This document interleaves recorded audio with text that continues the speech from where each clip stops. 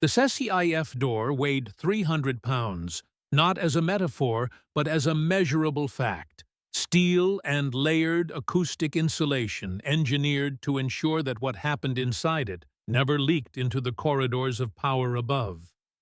When it sealed, it did so with the quiet mechanical click of an electronic lock that did not negotiate and did not forgive.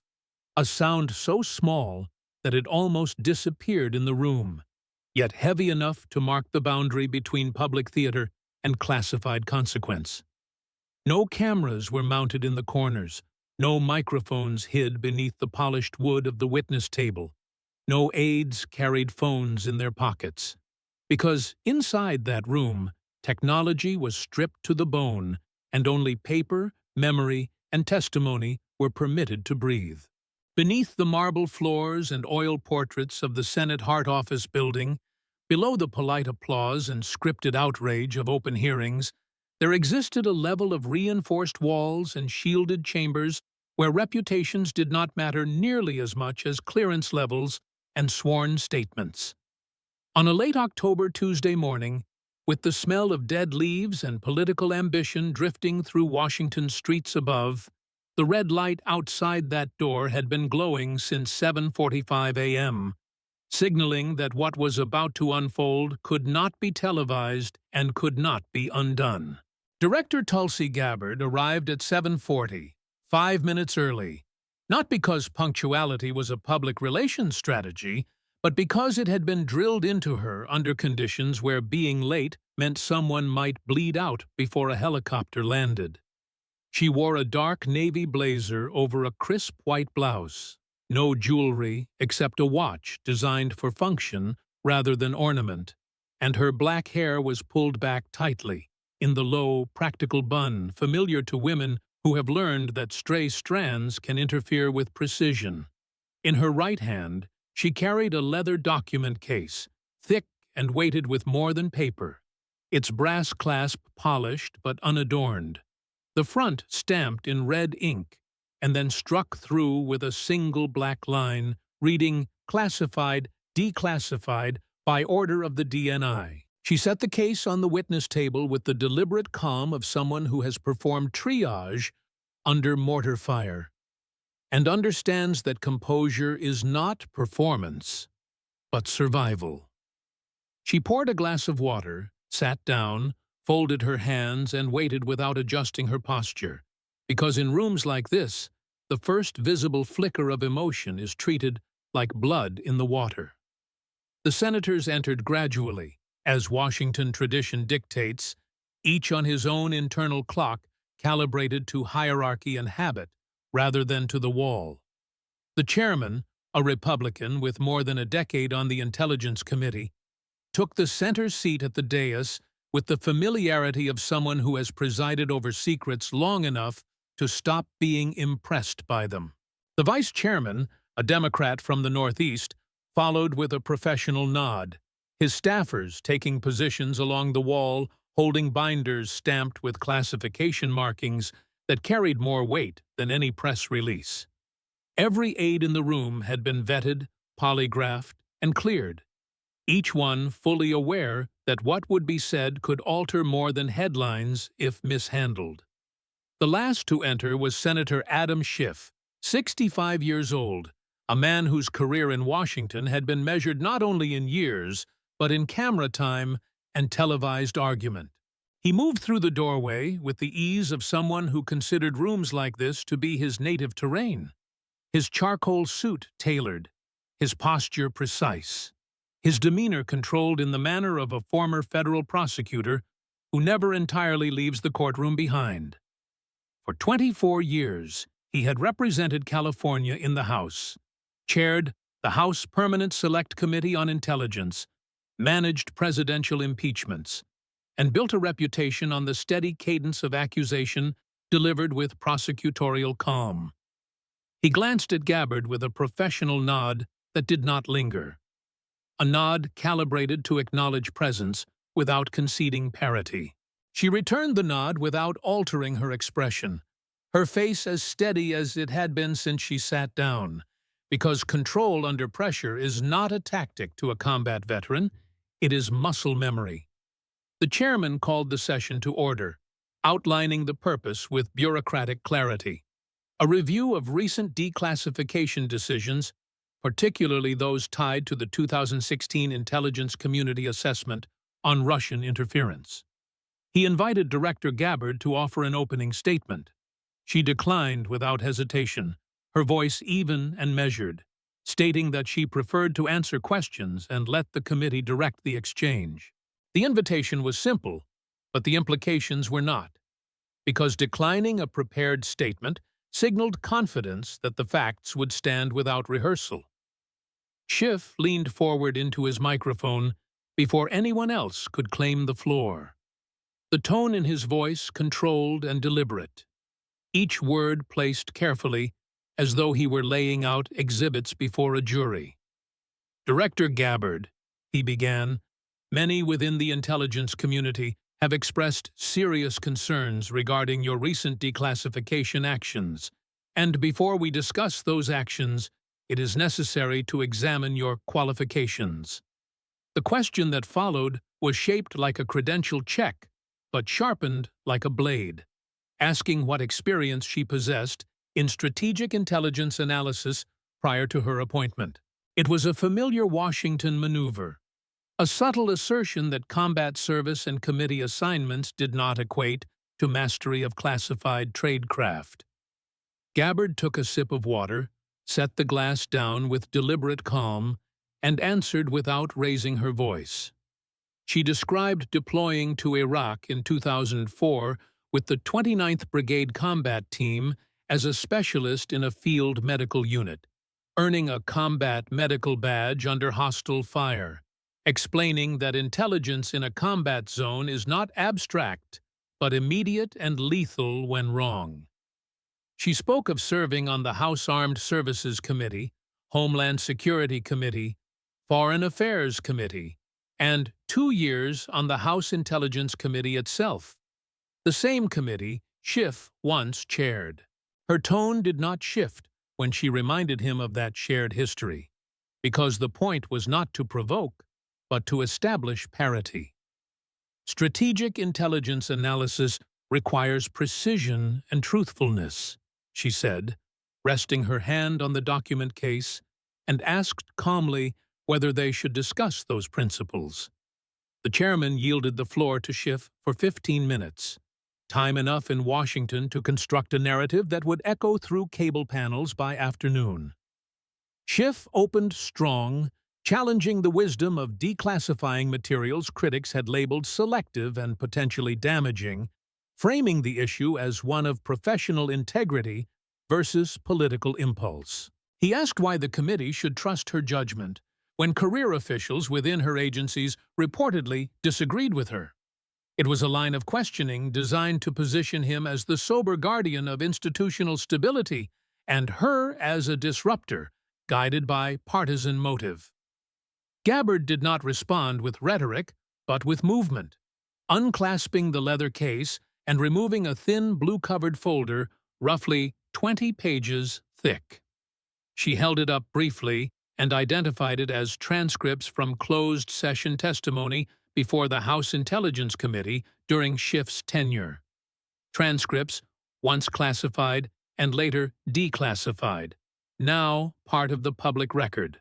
She opened to the first page and read directly from sworn testimony given by James Clapper, former Director of National Intelligence, who stated he had never seen direct empirical evidence of collusion between the Trump campaign and Russia. She turned the page and read from Susan Rice, who testified she did not recall intelligence indicating such coordination. She turned another page, reading Samantha Power's statement that she was not in possession of evidence pointing to conspiracy. Each page turned audibly in the silent room, each quotation placed into the air with the steady cadence of documented fact. Ben Rhodes followed, stating he did not think he saw intelligence bearing on coordination, and Loretta Lynch testified she did not recall such evidence being briefed to her. Gabbard closed the folder but did not set it aside immediately, holding it like an exhibit placed before a jury. Every witness she quoted had been a senior official, questioned under oath by Schiff's own committee. Each had answered no when asked about evidence of collusion. She then cited Schiff's public television statements during that same period, in which he asserted he had seen evidence more than circumstantial. The contrast hung in the air without embellishment, the weight of transcripts against televised certainty. For 11 seconds, Schiff did not speak, and in a Senate hearing 11 seconds is long enough for every person in the room to notice that silence has meaning. Schiff recovered as seasoned prosecutors do, not by conceding ground but by reframing the battlefield, insisting that the intelligence community assessment of January 2017 had concluded with high confidence that Russia conducted a sophisticated interference campaign. He invoked the Mueller investigation, the bipartisan Senate Intelligence Committee report, and the collective authority of agencies whose reputations carried institutional gravity. The implication was clear. Whatever discrepancies might exist in phrasing or tone, the broader conclusion of malign Russian intent remained intact. Gabbard did not contest that premise because she understood that conceding what is uncontested strengthens what follows. No one disputes that Russia attempted to interfere, she said evenly, but interference is not the same as conspiracy, and conflating the two reshapes public perception in ways that outlive the facts. She reached back into the document case and withdrew a thicker folder with a red cover sheet, placing it on the table with deliberate precision. This folder, she explained, contained material relating to the Steele dossier and subsequent FISA applications, documents that had fueled years of televised allegation. She outlined the origin of the dossier, describing how it was commissioned as opposition research by Fusion GPS, retained by Perkins Coie, funded by the Democratic National Committee and the Clinton campaign. Each layer of financial sponsorship was stated without inflection, not as an accusation, but as a documented chain of custody. She then referenced Igor Danchenko, the primary subsource, indicted by special counsel John Durham for making false statements to the FBI regarding the sourcing of key allegations. The room absorbed the names and dates in silence, because classification removes theatrics and leaves only chronology. She turned to Inspector General Michael Horowitz's findings, detailing 17 significant errors and omissions in the FISA applications targeting Carter Page. 17, she repeated, not for dramatic effect, but because repetition is the antidote to vagueness. She noted that the presiding judge of the FISA court had publicly rebuked the FBI for providing unsupported and inaccurate information, an extraordinary action in a court designed to operate largely in shadow. 3 of the 4 surveillance warrants were later withdrawn, a fact that does not dissolve when inconvenient. She held up a memo authored by a Schiff defending the accuracy of those warrants, reading passages asserting procedural soundness that were later contradicted by the Inspector General's conclusions. The narrative assembled itself without embellishment. A dossier funded by a political campaign, sourced by an individual later charged with lying, used to obtain surveillance authority later deemed flawed, defended publicly as sound. She summarized the sequence calmly, emphasizing that the only Russian-sourced material formally entered into the congressional record had come through those channels. Schiff leaned forward again, objecting that opposition research and flawed sourcing did not negate the broader pattern of troubling contacts between campaign figures and Russian actors. His voice remained controlled, but the cadence tightened, as though each syllable required conscious calibration. He cited the Trump Tower meeting, the sharing of polling data with Konstantin Kilimnik, and Michael Flynn's conversations with Ambassador Kislyak as indicative of a pattern prosecutors recognize. Gabbard raised her hand slightly, not to interrupt but to signal a narrowing of focus. Patterns, she said, require corroboration, And prosecutors do not indict on pattern alone without evidence capable of surviving cross-examination. She then introduced a new line of inquiry, shifting from documents to conduct. In 2017, she stated, Schiff had received a phone call from individuals claiming to be Ukrainian officials offering compromising material on President Trump. The callers were later identified as Russian pranksters Vladimir Kuznetsov and Alexei Stolyarov, known publicly as Vovan and Lexus. Gabbard read from the transcript of that call, noting that Schiff had asked whether recordings corroborating the alleged compromising material existed and whether such materials could be provided to the committee and the FBI. The conversation lasted 8 minutes, followed by continued staff correspondence attempting to arrange the transfer of materials. Schiff responded that he had suspected the call might be bogus, framing his engagement as a responsible attempt to verify potential threats. Gabbard did not dispute that interpretation, but juxtaposed it with years of public condemnation of seeking foreign-sourced information about political opponents. The contrast required no adjectives. She let the symmetry stand unadorned, the implication constructing itself in the room. The chairman shifted in his seat as the air in the SCIF grew heavier, not because voices had risen, but because silence had thickened.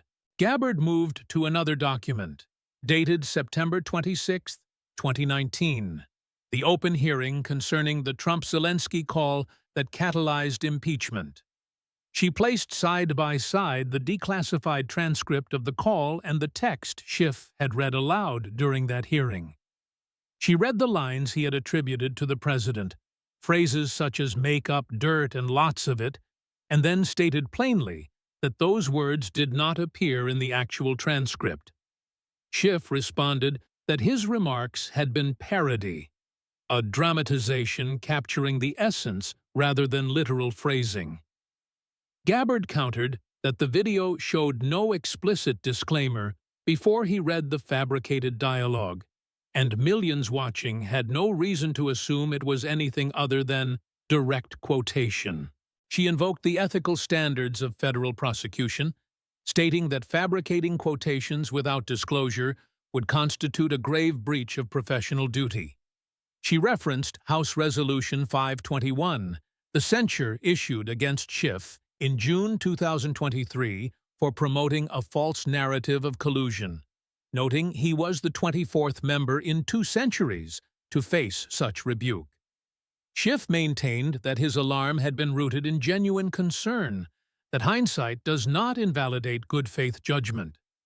Gabbard did not contest the sincerity of belief, but distinguished belief from evidence, emphasizing that evidence carries a burden, belief does not. She closed the red folder and stacked it atop the blue one, 2 exhibits now resting like bookends on the table. The chairman suggested a recess, but Gabbard indicated she was prepared to continue. The hearing pressed on, the SCIF air recycling steadily as though indifferent to the gravity of its contents. Gabbard introduced the concept of cost, not financial, but institutional, describing the erosion of trust when intelligence assessments are perceived as instruments of partisan leverage. She spoke of veterans who trusted government statements in war zones and analysts who trusted that their assessments would not be repurposed for political narrative. Her voice remained measured, but the shift from documentation to consequence altered the atmosphere. Schiff listened without interruption, his expression composed yet intent, as if absorbing not just the words but the weight beneath them. He then spoke again, asserting that Russia's interference was undeniable and that ignoring patterns would have been a dereliction of duty. He invoked his experience prosecuting espionage, emphasizing the responsibility to act when national security appeared compromised. Gabbard acknowledged that responsibility but reiterated that action must be grounded in substantiated evidence, not inference layered atop opposition research. The exchange circled back to the central distinction between interference and collusion, between suspicion and proof. Neither voice rose, yet the tension in the room remained palpable, like a wire drawn taut between two fixed points. Staffers along the walls avoided eye contact, their pens resting motionless atop binders that contained more classified material than either side had yet introduced. The chairman glanced at the clock, noting that nearly 2 hours had elapsed, though the red light outside the SCIF glowed unchanged. Gabbard placed both hands flat on the table and stated that she had reviewed every classified document related to the Russia investigation during her tenure. She emphasized that access to the entirety of the record provided clarity unavailable in selective briefing excerpts. Schiff's gaze narrowed slightly, anticipating the direction of the claim. Gabbard paused for a measured beat before speaking the word evidence once more. She stated that after reviewing the complete classified corpus, she found no evidence supporting the claim of conspiracy between the Trump campaign and the Russian government. The word evidence did not echo in the SCIF, but it settled there, heavy and deliberate, the way a final piece settles into a structure that has been under strain for years. Gabbard did not lean forward when she said it, did not raise her voice, did not perform the syllables as a rhetorical flourish, because in a classified room performance is wasted and precision is currency. I have reviewed every classified assessment, every intercept, every human intelligence report, every internal memorandum related to this matter, she said, and what I found was not proof of conspiracy, but a collection of contacts assembled into a narrative before the conclusion was justified. The distinction between narrative and proof, she continued, is not semantic. It is foundational, because one belongs to political messaging and the other belongs to the rule of law. Schiff's jaw tightened slightly, not in anger but in calculation, the reflex of a man accustomed to adjusting argument under pressure rather than conceding ground. He responded by invoking the Durham report cautiously, arguing that investigative missteps do not negate the legitimacy of initial concerns when foreign interference is involved. He acknowledged that parts of the dossier were flawed, but insisted that the pattern of troubling interactions justified scrutiny and alarm at the time. Gabbard did not interrupt, because interrupting would suggest defensiveness, and defensiveness was not her posture that morning. Instead, she removed the final folder from the leather case, thinner than the others, its pages fewer but no less consequential. She placed it on the table and identified it simply as a summary of the Durham findings and the internal deliberations that preceded the opening of Crossfire Hurricane. Durham concluded that neither the CIA nor the FBI possessed actual evidence of collusion at the time the investigation was initiated, she stated, reading from the executive summary with measured cadence. He found that raw, unanalyzed, and uncorroborated intelligence was used as the basis for launching a full counterintelligence investigation, a step that carries profound consequences in any constitutional system. She emphasized that investigative authority is not a political instrument but a power constrained by evidence thresholds designed to protect civil liberties. Schiff interjected that hindsight analysis must not obscure the uncertainty faced by officials in real time, particularly in the volatile aftermath of a foreign interference campaign. Gabbard acknowledged the volatility, but returned to the central issue, stating that uncertainty does not justify certainty in public statements when the underlying evidence remains incomplete. For 7 years, she said, the American public was told that evidence existed which did not withstand scrutiny under full review. She paused, not for effect, but to allow the sentence to settle in the space between them. Belief is not evidence, she continued, and belief repeated often enough does not transform into proof, even when delivered from the chairman's seat of the Intelligence Committee.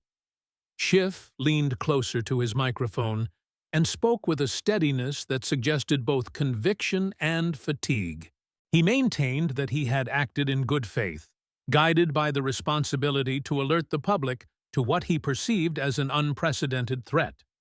He described the climate of 2017 as one of confusion and urgency, when intelligence agencies had concluded with high confidence that a hostile foreign power had intervened in a presidential election.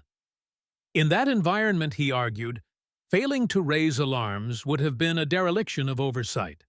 Gabbard did not dispute the legitimacy of oversight, but distinguished it from amplification.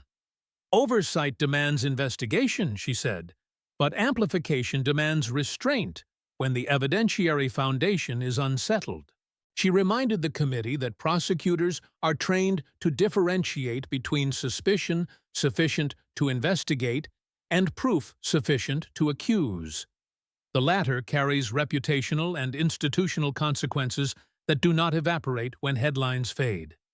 She then returned to the transcripts she had introduced earlier, pointing out that sworn testimony contradicted the certainty expressed in public interviews during the same period. Schiff replied that intelligence assessments evolve, and that classified briefings often contain nuances not easily conveyed in public discourse. Gabbard answered that nuance does not justify categorical statements that outpace the evidence available at the time. The chairman shifted uncomfortably, aware that the exchange had moved beyond partisan lines and into the territory of institutional credibility. Staffers along the wall remained silent, their presence a reminder that every word spoken was recorded for the classified record, even if not for the cameras. Gabbard's posture remained unchanged, her hands resting calmly atop the final folder. She stated that the erosion of trust is cumulative, not instantaneous, and that each overstated claim contributes to a broader skepticism that harms intelligence professionals who rely on public confidence. She described analysts whose work is grounded in painstaking verification, who expect their findings to be used responsibly rather than as rhetorical ammunition. Schiff responded that intelligence professionals had, in fact, affirmed the seriousness of Russian interference, and that ignoring the pattern would have emboldened adversaries. Gabbard nodded slightly, acknowledging that foreign interference is real and ongoing, but reiterated that conflating interference with conspiracy distorts the threat assessment. The difference matters, she said, because policy responses must align with factual conclusions rather than inferred narratives. She then articulated the broader implication that when political actors appear to weaponize intelligence, adversaries exploit the resulting distrust to weaken national cohesion. Schiff's eyes held steady on hers, the composure of a veteran legislator intact, but carrying the weight of years spent defending positions that were now under forensic scrutiny.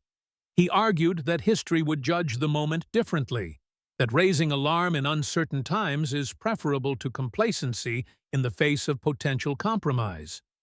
Gabbard answered that history also judges the accuracy of those alarms, and that false certainty can be as damaging as complacency.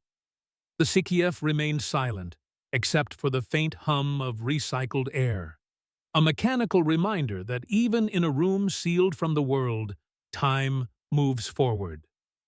The chairman glanced again at the clock, aware that the classified session had stretched beyond routine parameters. Gabbard concluded the segment by reiterating that her declassification decisions were intended to restore transparency where possible, not to undermine legitimate intelligence findings, but to clarify their boundaries. She emphasized that accountability and transparency are not partisan weapons, but constitutional obligations. Schiff did not respond immediately, and the pause was neither theatrical nor accidental. It was the pause of a man weighing conviction against contradiction, belief against documentation, history against present testimony. When he finally spoke, his voice carried less prosecutorial sharpness and more reflective cadence. He stated that while he disagreed with her conclusions, he respected the seriousness with which she approached the record. He maintained that his actions were guided by what he understood to be the national interest at the time. Gabbard replied that national interest is best served when intelligence remains insulated from political embellishment. She did not accuse him of malice, nor did she grant him vindication. Instead, she left the assertion standing in the air, neither softened nor sharpened. The chairman indicated that the classified portion of questioning would soon conclude, and that the committee would reconvene in open session to discuss procedural aspects of declassification. Gabbard gathered the final folder and returned it to the document case, stacking the exhibits in orderly fashion. She clasped the case shut with a decisive click that carried more finality than volume. Schiff sat back in his chair, posture composed, eyes steady, the outward calm of a man long practiced in political storms. Yet beneath the composure there lingered the unmistakable awareness that the narrative he had carried for years had been dissected line by line in a room designed for truth rather than theater. The red light outside the SCIF remained illuminated, signaling that the session had not yet officially ended. Inside, however, something had shifted irreversibly, not in volume or tone, but in the unspoken recognition that documentation, once assembled and presented in sequence, exerts a gravity no rhetoric can fully escape. The chairman cleared his throat softly, the sound small against the weight that had accumulated in the room, and asked whether the director wished to add anything further to the classified record before adjournment. Gabbard did not answer immediately, because what she intended to say next was not about transcripts or warrants or reports, but about consequence. She rested both hands flat on the polished wood of the witness table and looked first at the chairman, then at Schiff, then at no one in particular, as if measuring the distance between the classified facts and the public cost. "I want to speak about what this has done to the country," she said finally, her voice still controlled, but carrying a density that had not been present earlier. Not the political consequences, not the electoral consequences, but the institutional and human consequences that linger long after headlines expire. She spoke of trust not as a slogan, but as a functional element of national defense, the intangible structure that allows citizens to believe that intelligence briefings are written with care and not with intent to shape a partisan narrative. She described 20-year-olds who volunteer for military service, who step forward after attacks or crises because they believe their leaders are operating in good faith. When they hear intelligence cited as a weapon in political battles, she said, they do not parse the nuance of committee procedure. They register only doubt. Doubt, she continued, is corrosive in uniformed service, because hesitation in the field can cost lives. Schiff listened without interrupting, his hands folded, the practiced stillness of someone who understands that rebutting a moral argument too quickly makes it sound like avoidance. Gabbard did not accuse him personally in that moment, but she did not dilute the point either. For years, she said, Americans were told that evidence existed that did not withstand comprehensive review, and whether the intent was caution or ambition, the outcome was mistrust. Intelligence professionals at CIA, NSA, DIA, she added, depend on public confidence that their assessments are not shaped by political winds. When that confidence erodes, recruitment suffers, morale suffers, and adversaries capitalize on division. Schiff leaned forward slightly and responded in a voice that carried conviction, but also a hint of wear. He said he had never intended to weaponize intelligence, that he had acted from what he perceived as a duty to sound an alarm in extraordinary circumstances. He described the moment in 2017 as one of unprecedented uncertainty, when the lines between foreign interference and domestic political vulnerability felt blurred.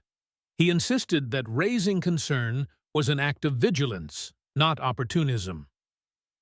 Gabbard acknowledged the complexity of that moment, but reiterated that vigilance requires restraint as much as urgency. The problem, she said, is not that oversight was exercised, but that certainty was broadcast beyond what evidence could sustain. She spoke again of belief versus proof, the difference between suspicion worthy of investigation and accusation worthy of public declaration. The chairman looked from one to the other, aware that the exchange had transcended committee politics and entered the realm of legacy.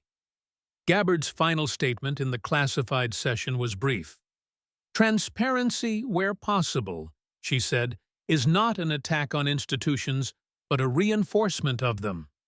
If intelligence agencies are to command respect, their findings must remain insulated from rhetorical inflation." She closed the leather case and rose from her chair, signaling the end of her testimony in the classified environment. The chairman adjourned the session, and the red light outside the SCIF flicked off with mechanical indifference. The door opened, and the sterile corridor beyond seemed almost surreal after the density of what had just transpired. Reporters waited several floors above, unaware of the full scope of what had been said behind reinforced walls. By afternoon, the open session would offer fragments, but not the entire architecture of the exchange. That evening, in a townhouse in Georgetown lined with books and framed photographs, Adam Schiff sat alone in his study. The television was muted, captions scrolling beneath commentators parsing the hearing in fragments and sound bites. Words like devastating, overdue, and complicated flashed across the screen, each pundit measuring the event against their own calculus of allegiance. Schiff's phone vibrated repeatedly on his desk, but he did not answer. Instead, he opened an old photograph stored in his phone's library, taken decades earlier outside a federal courthouse in Los Angeles. He studied the younger version of himself, the prosecutor who had convicted an FBI agent of espionage with methodical evidence and courtroom discipline. That version of himself had believed that facts, properly assembled, were sufficient. He set the phone down slowly and leaned back in his chair, surrounded by volumes of constitutional law and memoirs of public service. The distance between that photograph and the present moment was measured not only in years, but in the accumulation of political gravity. He did not mutter regret, nor did he rehearse rebuttals aloud.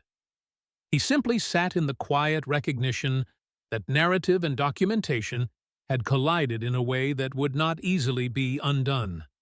Across the river in a modest apartment in McLean, Virginia, Tulsi Gabbard sat cross-legged on the floor before a low wooden table. The Bhagavad Gita lay open, though she was not reading, her posture straight, her breathing steady, the discipline of meditation replacing the discipline of testimony. She thought about the hearing not as a personal victory, but as a reckoning with record. She reflected on the weight of presenting documents that dismantle long-standing narratives, aware that such acts create as much resistance as relief. She did not dwell on Schiff with anger, because anger consumes focus, and focus is the currency of leadership. Instead, she considered the broader obligation of office, the duty to maintain clarity even when clarity disrupts established alliances.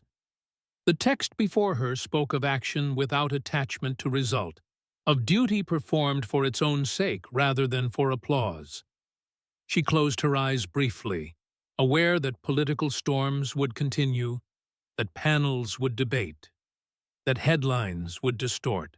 What mattered, she believed, was that the classified record now contained a comprehensive presentation of fact. In Tulsa, Oklahoma, a former soldier sat in a worn recliner in a small apartment and replayed clips from the open portion of the hearing on his phone. He had served 2 deployments in Afghanistan and now worked long shifts at a distribution warehouse, his back stiff from repetitive labor. He watched Gabbard's calm demeanor and listened to her measured distinction between belief and evidence. He recognized the tone not because he agreed with every policy position, but because it resembled the cadence of officers who speak plainly before difficult missions. He sent a short message to his brother, another veteran, asking if he had seen the hearing. The reply came quickly. She sounded steady. He did not analyze committee procedure or investigative thresholds. He simply felt, for the first time in years, that someone in Washington spoke about intelligence without theatrical flourish. Back in Georgetown, Schiff turned off the television and allowed the room to fall into darkness. The hum of traffic outside was faint, a reminder that the city's machinery continued regardless of individual reckoning. He understood that politics rarely offers clean resolutions, that public life is lived in the tension between conviction and critique. He also understood that transcripts do not disappear, that once read into the record, they become immovable reference points. He did not concede, nor did he draft a statement. He sat in stillness, the weight of 4 hours in a sealed room pressing against decades of public narrative. In McLean, Gabbard closed the Gita and rose from the floor, aware that the next day would bring more scrutiny. She felt neither triumph nor defeat, only the sober awareness that truth, once presented, takes on a life independent of its presenter. In Tulsa, the veteran turned off his phone and leaned back in his chair, the room quiet around him. He did not feel hope in the cinematic sense, but he felt something steadier, a modest restoration of confidence that documentation could still prevail over repetition. The SCIF door would open again in future sessions, sealing and unsealing secrets as it had for decades. But on that October morning, within walls designed to contain classified information, something else had been contained as well. A confrontation between belief and record, between narrative and documentation, between conviction and proof. And once spoken in that room, under oath and under clearance, those words would remain fixed in the classified archive, immune to spin, waiting for whatever history chose to make of them.